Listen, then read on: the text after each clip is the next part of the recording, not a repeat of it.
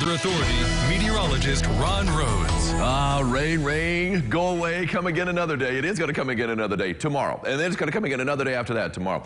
We're going to be seeing back-to-back rainy days, unfortunately. So the good news I can tell you is nothing severe. So we don't have to worry about that. You might hear a few rumbles of thunder out over the next couple of days, but the best chance was really this morning, and we didn't see any lightning out there. As we take a look at what's going on at the Twin Bridges, our Ellis Park camera, of course, getting a good view of those two major arteries. And of course, the traffic looks like it's moving nicely, northbound and southbound, all four lanes open for business. That is always a big deal. Just be careful. And here's the deal, too. I've noticed on the southbound bridge, now I haven't noticed it on the northbound. On the southbound bridge, in this left lane, they still have puddles. I mean, it doesn't even matter if it's raining or if it's rained within the past few hours. They've got puddles there on that left lane. So just a heads up. So it could be a little slick on that bridge if you're in that left lane going southbound on 41. So we take a look at the rocking camera, the roof claim camera downtown Owensboro. And the wind has been a factor really for the past 24 plus hours. I mean, we didn't have the rain to deal with yesterday with the wind, but we had some pretty big winds yesterday. We had some big winds overnight too. And we're still seeing some pretty good winds out there, but not as much as what we had earlier this morning. The wind is going to back off a little bit as we head to the afternoon. Rain's not backing off, though. You can see plenty of rain on the lens there at our Superior Ag camera on top of Fifth Third Bank. And, of course, that major interchange, that is 69 and 66. Rain soaked for sure, looking from Deaconess Gateway on the Diamond Valley Federal Credit Union camera there. 54 degrees current temperature. The temperature started in the 60s. We were at 63 around daybreak, and then we've seen that temperature drop since then. And that's going to be the general trend, is falling temperatures through the afternoon with a west-northwest wind at 9 miles an hour. At one point this morning, just before daybreak, we had a sustained wind of 22 miles an hour. And again, we've already had wind gusts better than 30 miles an hour today. All right, tornado survey, they continue to do this, and they're doing it in segments. And the segment now that concerns us here in the tri-state, Hopkins County and Muhlenberg County. And of course, that includes Dawson Springs and Bremen.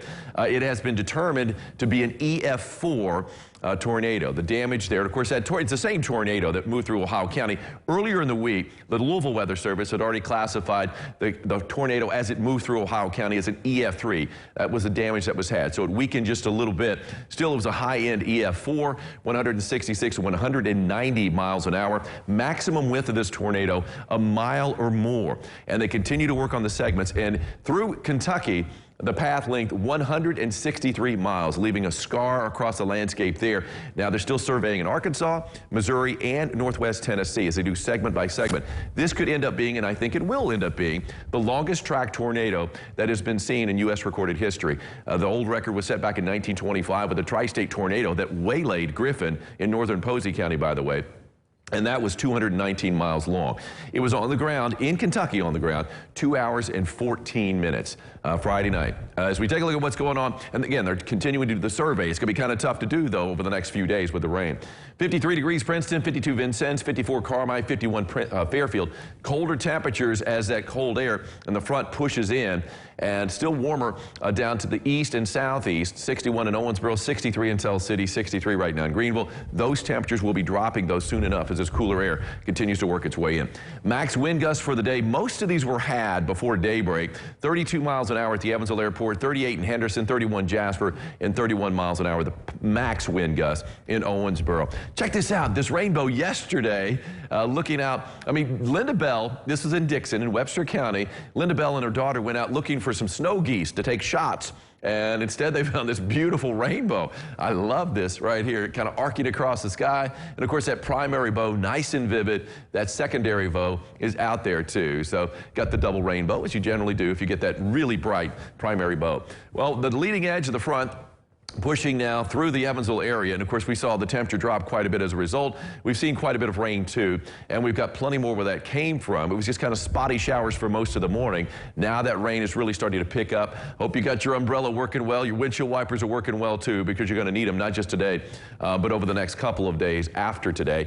And you can see that the rain, I mean, most of this is light rain, but we do have a few moderate pockets. Let's go ahead and move closer to the metro. Right there along the leading edge of that front, you are seeing the heavier rain out there. noticing some moderate rain, not really noticing much in the way of heavy rain, but coming down at a pretty good clip in spots. Still a little spotty rain, though, out ahead of that front, down in Madisonville and Greenville, Hopkins, and Muhlenberg counties. As far as rainfall estimates, Doppler radar is indicating the heaviest rain, at least here in the tri-state. Little pocket here just south of Sisney and just to the west of Highway 45, 1.1 inches of rain, so it's a little bit better than an inch. When all is said and done, and it won't be done, really, the system, until Saturday afternoon. We're going to be seeing 2 to 3 inches worth of rain, it looks like. Here comes that rain right now. Pretty good channel, too. It's going to kind of work its way northwest to southeast across the tri-state, even though individual cells are kind of moving, you know, north, southwest to northeast. And we're going to be seeing that line, though, pushed across the tri-state, northwest to southeast. That is the storm system that brought some incredible winds into the Plain States, knocking semis over. They had their first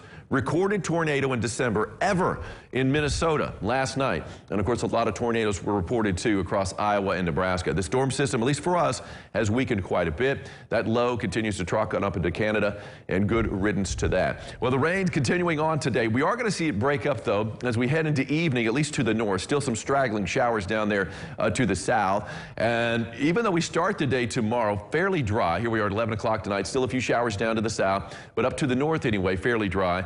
We're going to be noticing more rain push in as we go through the morning into the afternoon, especially. Look at that rain really picking up across the tri-state, heavy at times too. And here we go, another wave pushing in first thing on Saturday morning before we finally see an end as it tapers off by midday on Saturday. There we are at 11:30. Rainfall again, anywhere from about 2 to 3 inches possible. Temperatures dropping down through the 50s from here. We've already hit our high for the day, which was 63 degrees, daytime high anyway. Cloudy, rainy, windy. South wind's going to back off, though. It's been sustained at around 25. It's going to drop off to around 10 by the end of the day. But of course, the temperature's dropping off too. Yesterday, I called for a high of 65. Boom, 66. That works. And Patrick Butts of Evansville, you're an Ackerman chiropractic sock cap winner. Come on by the station and pick that sock cap up. We'll go back to umbrellas in the springtime. Temperatures will be in the 50s for highs tomorrow, so a little chillier to say the least, with that rain coming down both tomorrow and Saturday, tapering off Saturday afternoon. Check out the sunshine, though, as we head into Christmas week.